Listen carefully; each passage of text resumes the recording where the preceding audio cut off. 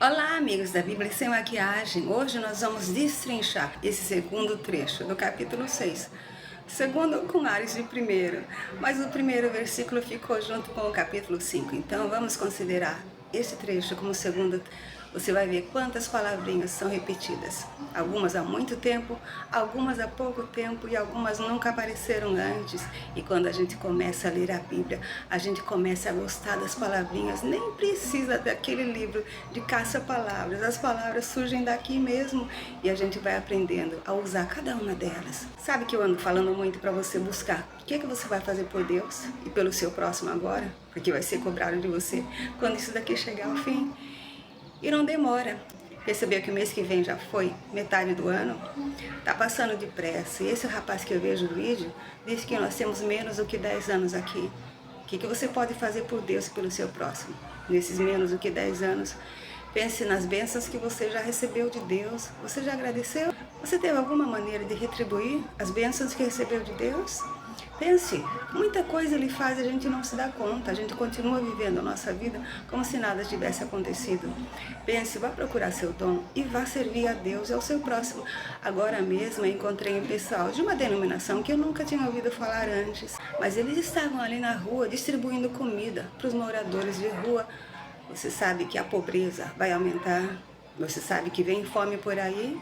Sim, nós estamos no capítulo 6 do Apocalipse. Muita gente que hoje tem, daqui a pouco não vai ter. E é bom que a gente comece a pensar em quem não tem agora, porque quando for a nossa hora de não ter, alguém vai nos ajudar também. Eu falei que eu estava compartilhando esse canal para trazer Deus para as pessoas e eles me chamaram de missionários. Eu não sabia que eu era missionária. Tá vendo como as pessoas ajudam a gente a se descobrir? Pronto, então eu sou uma missionária e você também pode ser.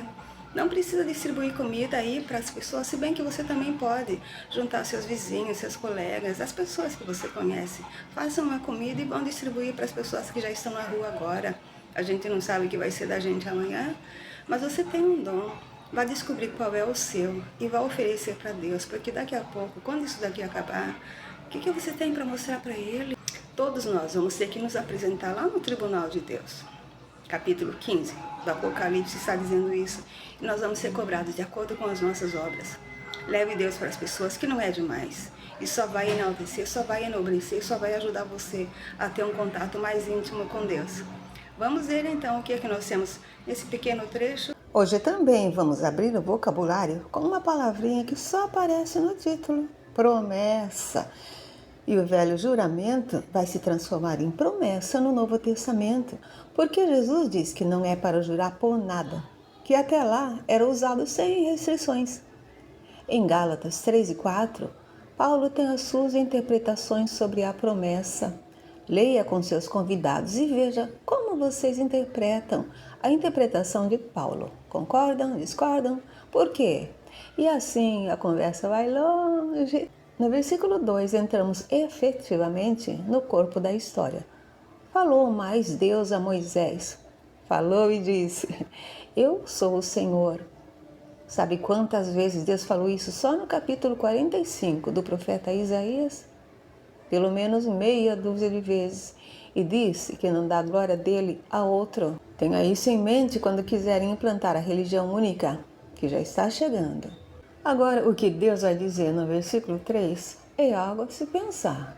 Ele diz: Eu apareci a Abraão e a Isaque e a Jacó, mas pelo meu nome, o Senhor, não lhes fui perfeitamente conhecido. Não foi mesmo. Inclusive, quando apareceu a Jacó, no Gênesis 35, disse: Faze um altar ao Deus que te apareceu em Betel. E Jacó chamou aquele lugar El Betel. El é como os cananeus chamavam o seu Deus, apesar de o próprio Jacó ter dito o Senhor no capítulo 28. Porque Deus disse: Eu sou o Deus de Abraão teu pai e Isaque teu pai. Depois, no mesmo capítulo 35, 11, Deus disse a Jacó: Eu sou o Deus Todo-Poderoso. Mas ainda assim, com tudo isso, é preciso explicar bem direitinho, né?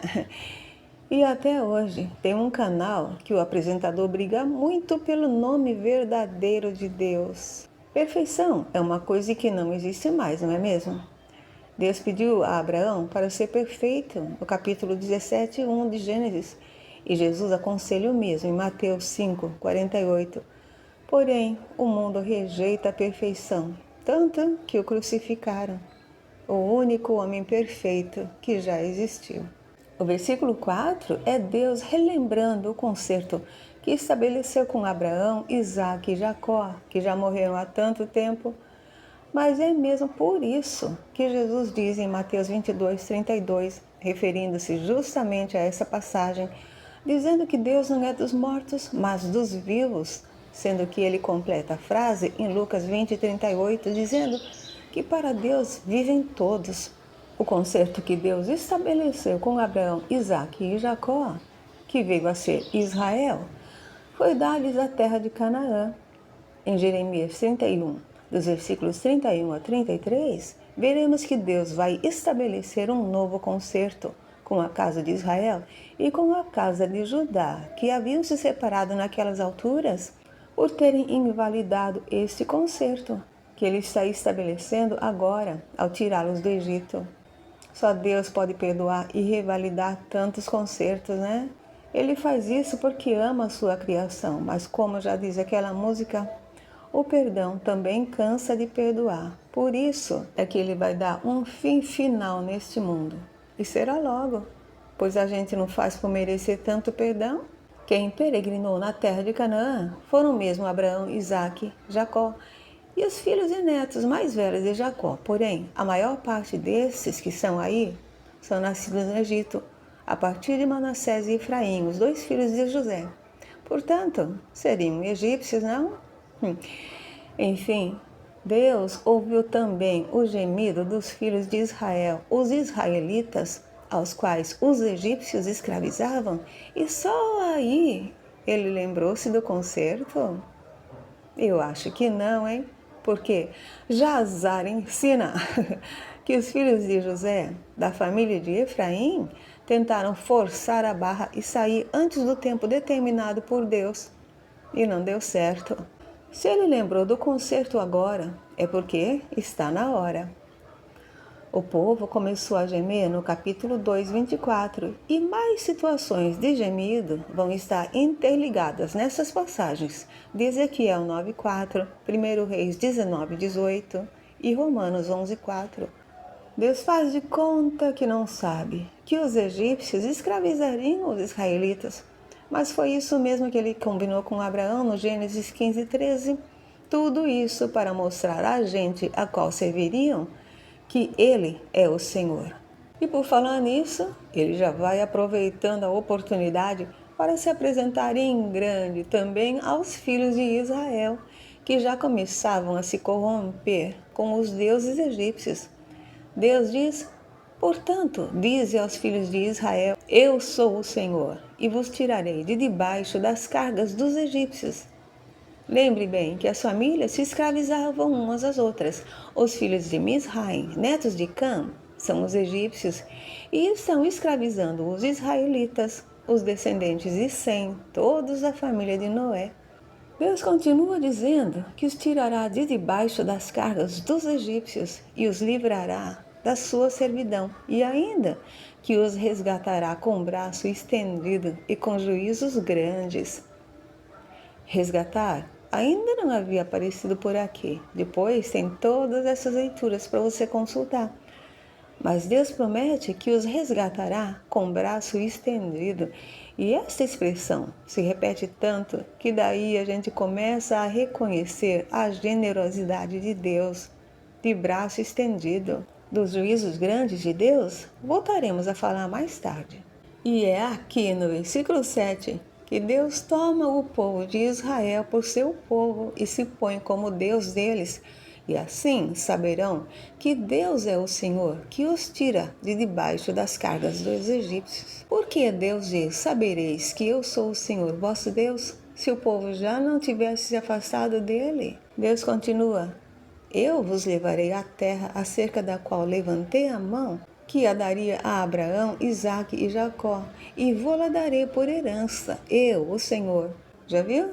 Prometeu a 3 gerações, no entanto, Essa geração que nem o conhecia mais é que vai receber a herança. Com Deus é assim. E Moisés foi e falou deste modo aos filhos de Israel. Mas eles não ouviram a Moisés por causa da ânsia do espírito e da dura servidão. Tem palavras novas aqui, modo e ânsia, que também podemos desenvolver para a ansiedade. Ainda aqui no Êxodo, capítulos 25 e 37, Deus vai ensinar a Moisés de que modo ele quer que seja feito o seu santuário para poder andar no meio do povo, pois é aí que ele quer estar até o dia de hoje. Mas eles não ouviram a Moisés por causa da ânsia do espírito e da dura servidão. Guarde essa informação na memória, porque durante a caminhada até Canaã, você vai ver se eles guardaram na memória deles. Mas o Senhor falou ainda mais a Moisés: entra e fala a Faraó, rei do Egito, que deixe sair os filhos de Israel da sua terra. Nada novo por aqui, mas preste atenção com relação ao verbo deixar em Mateus 15, 14 e 26, 56. Pois o primeiro trata dos condutores de cego que Jesus avisa, e o segundo é quando os discípulos o deixaram e fugiram, cada um para o seu lado. Eu ando falando cada dia mais insistentemente para você não se deixar enganar pelos lobos devoradores, os condutores de cegos, e acabar deixando Jesus sozinho outra vez. Moisés, porém, falou perante o Senhor, dizendo: eis que os filhos de Israel me não têm ouvido, como, pois, me ouvirá Faraó? Boa pergunta. Mas Moisés diz ainda mais: também eu sou incircunciso de lábios. No Gênesis 17, Deus instituiu a circuncisão do prepúcio dos meninos aos 8 dias. Mas a partir daqui já se fala em outras circuncisões. No caso, é dos lábios. Moisés é mesmo inseguro, não? Quanto ao seu discurso? Ele já tinha falado sobre isso no capítulo 4, 10. Deus até chamou Arão para falar por ele, lembra? Mas lá ele dizia que era pesado de boca e de língua. Aqui está falando em ser incircunciso de lábios. Os lábios não tinham entrado na história antes, e agora que entram, são incircuncisos. Pode haver todas essas circuncisões ou incircuncisões, mas a circuncisão que Deus instituiu, Ele nunca aboliu. E para encerrar, no versículo 13, já de cara, uma palavrinha nova: todavia. Só um bom palestrante vai usar essa palavra, mas é uma parte importante de estudo em português, junto com mas, porém, contudo, entretanto, todavia. Todavia, o Senhor falou a Moisés e a Arão e deu-lhes mandamento para os filhos de Israel e para Faraó, rei do Egito, para que tirassem os filhos de Israel da terra do Egito.